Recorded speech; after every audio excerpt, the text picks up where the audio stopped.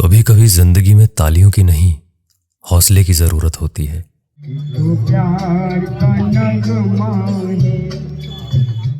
ये बूढ़े अंकल जिनकी उम्र तकरीबन 70 के आसपास होगी, संगीत में रोज अपनी रोजी तलाशते हैं।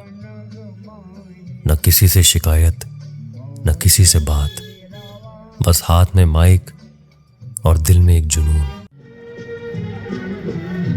मुझको एक रात की तन्हाई में आवाज न दो। इस उम्र के लोग आराम तलाशते हैं, लेकिन ये जो पेट है ना, ये उम्र नहीं देखता। जिसकी आवाज रुला दे मुझे वो। इसी तरह के लोग याद दिलाते हैं हमें कि जब तक सांसें हैं तब तक जिंदगी के गीत जारी रहने चाहिए।